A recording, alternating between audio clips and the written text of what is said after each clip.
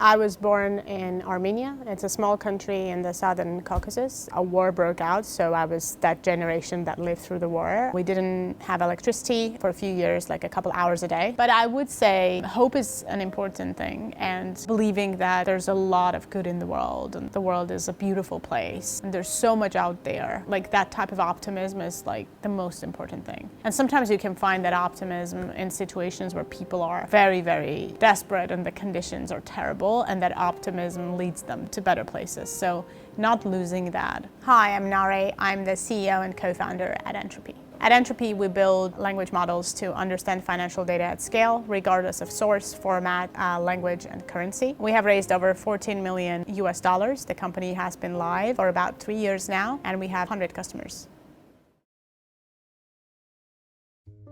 I was born in Armenia. It's a small country in the southern Caucasus. When I was born, it was the year when the Soviet Union collapsed and all the states that were part of the Union became independent. A war broke out, so I was that generation that lived through the war. We didn't have electricity. We had it for a few years, like a couple hours a day. I remember as a kid we used to get so excited because the lights were on and there were certain things you could do, and hot water. So that was definitely tough. There was always this idea and knowledge that our brothers and soldiers are fighting on the border, so we should make sacrifices so that they could be successful there. So people were brought up with that feeling and definitely want to get out of it, and that's a huge motivator because you're not okay with where you are and what you're doing and with the environment. That's definitely a motivator to try things and yes, to want to get out and do something bigger. I grew up there until I was 17. The very first time I actually left Armenia was being a part of a public speaking competition when I was 14 or 15, and I came to the UK.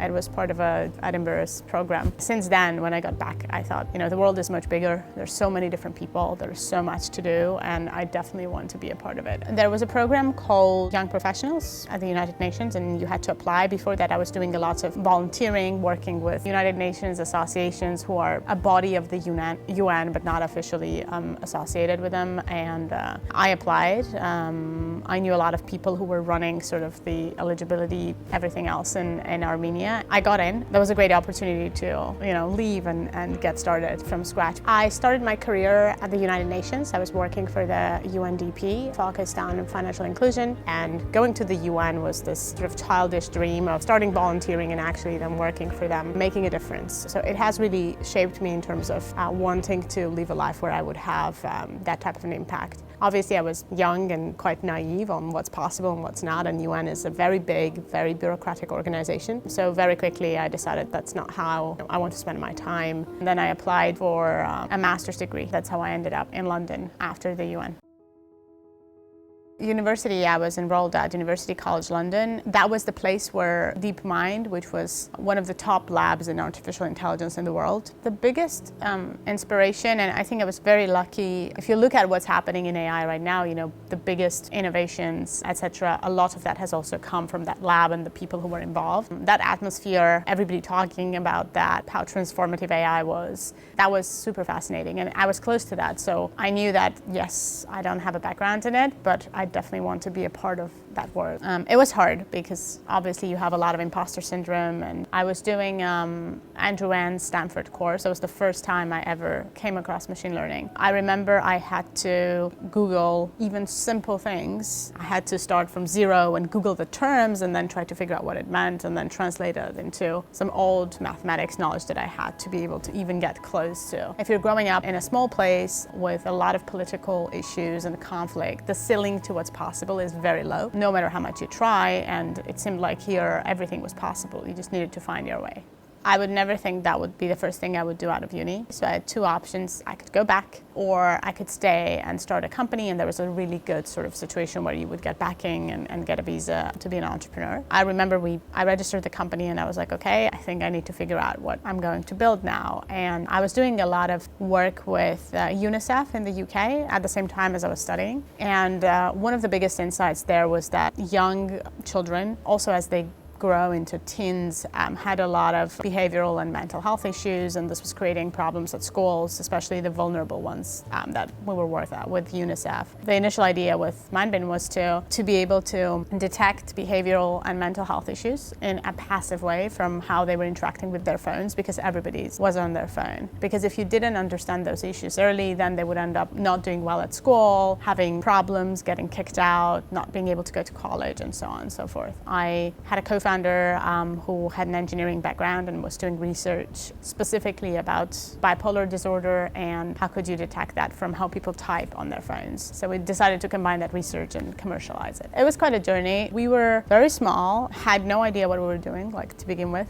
It was just very, okay, let's try and learn, and had a lot of pivots in terms of what the product was supposed to be. In the end, it ended up being a solution that would be a part of an employer healthcare platform, because that was the way we thought we could monetize it. We were working with Mercer. That was the one big customer that we had. Privacy laws in EU, but also California privacy law came out. What Apple was doing with keyboards became a massive problem, because now the technology almost couldn't work. You couldn't really get the data out of the phone if the majority of people are using iPhones to be able to analyze it and do anything with it. It was a small sort of IP acquisition, and then we had to move on, and we didn't make it big.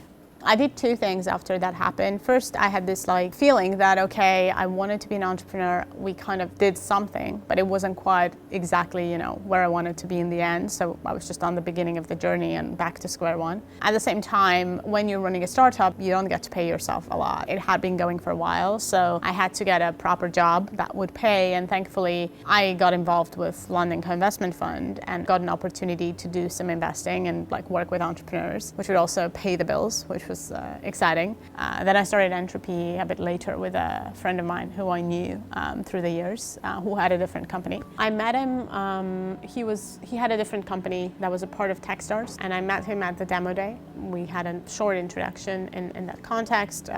He had grown up in Russia and then left for Norway, and then worked in the US at Microsoft Research. He did a master's and then a PhD at ETH. So culturally, background-wise, we had quite a few things in common. We did speak Russian. That was a good sort of conversation starter. But we both wanted to do this, and we got along, and we had very complementary skill sets, so we decided to give it a go. We've definitely had our moments. It's not ideal, and there's a lot of learning, because you do change through time, and your company changes, and the needs of the company change. We definitely were friends first before being co-founders, and I remember we had this conversation that no matter where the company goes, we should still stay friends, and yeah, it was a tough decision to transition to that. Every time we pay for something, whether it is online when we purchase something or at a point of sale, there's a trace of that created. And that trace, it's a string of text that lives in the computer of your bank, in the computer of the network that is making sure that transaction happens. Imagine every single person does probably at least 2 transactions a day. So then if a bank has millions of customers, that's quite a lot of transactions that humans have to go through one by one, trying to understand what it was about, who were you paying. A lot of the banks run on legacy systems that are over 30 years old. There's many of those systems. There's no single standard, which ends up creating a very messy string of information. What we do as a company, we build language models to understand financial data at scale. So we use this technology to make that data understandable to anyone. And it's very good at generalizing compared to anything that was there before. Because as we've seen in the last couple of years, the larger the model, the better it is at generalizing. So when we were talking with Ilya, who's my co-founder, we realized that it's going to bring a massive change to how people experience money and how they deal with money and the way financial products are. However, when you're getting started, you don't have data. And it's very hard for a computer to do a good job if it hasn't seen good examples before. So you have this chicken and egg problem. Okay, you're trying to make bad data good, but you don't have good examples, so how are you going to do it? Our first data set, we actually we had a consumer web page where we would help people understand their own bank transactions. So we would ask people to upload those transactions, and we would help them understand what it was about. That was the first sort of data set that we trained on. It was very, very small. Once we did that, then it was all driven, the first customers that tested with us, they would provide data. We weren't very good at understanding it because the model hadn't seen much data. I think the biggest thing that we got right was giving it into the hands of customers straight away, and they would use it, and the results were questionable. However, it made our system better because the more data was coming and the more the customers were testing it, the better the system was getting. And that was quite a journey. I think one thing that we realized a bit later than I would want us to is if you're building a very horizontal platform, like data for anything, anywhere, to solve any financial services problems, it's very hard to market it, to make it easy to understand and to get it into the hands of the right people. It's almost always easier to start from a niche and then expand. And we didn't want to compromise for a while because we knew that we need to have diverse data sources, we need to be able to do different things, so we didn't want to compromise. It took us a while to actually say, okay, we can do this horizontally, but now let's focus on the areas that we want to double down on. Even though the product is applicable to everything, you need to have a very defined customer type that you're selling to, very defined language on how you're selling to them and how you're solving the problem before you go fully horizontal.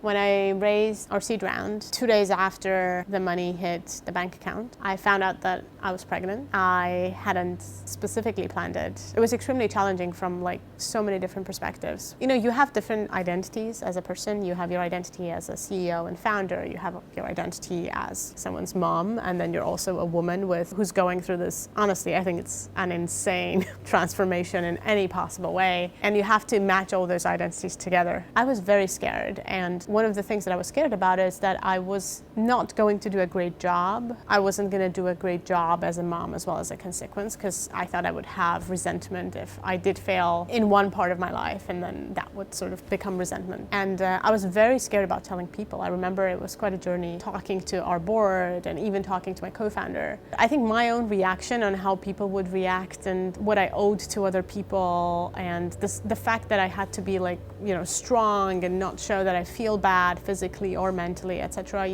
Those were things that I was afraid of, but as soon as I talked to other people, they were very, very supportive. I think fighting those demons internally definitely took some time. I'm always very scared of giving generic advice, but I would say hope is an important thing.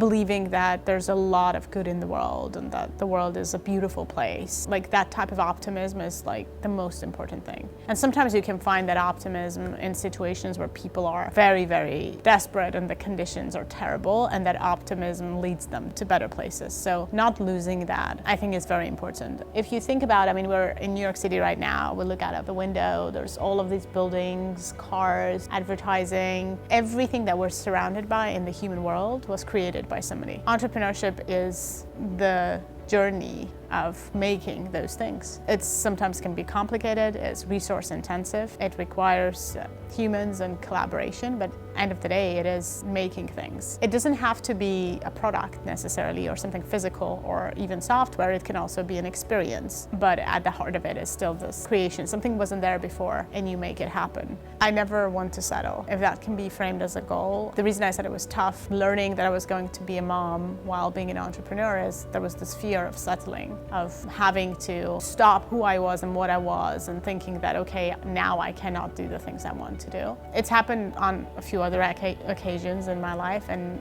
I've realized that no, you don't have to, and that ability to continue, not settling for what is, but trying different things and trying to get to more places is important. That's definitely my goal.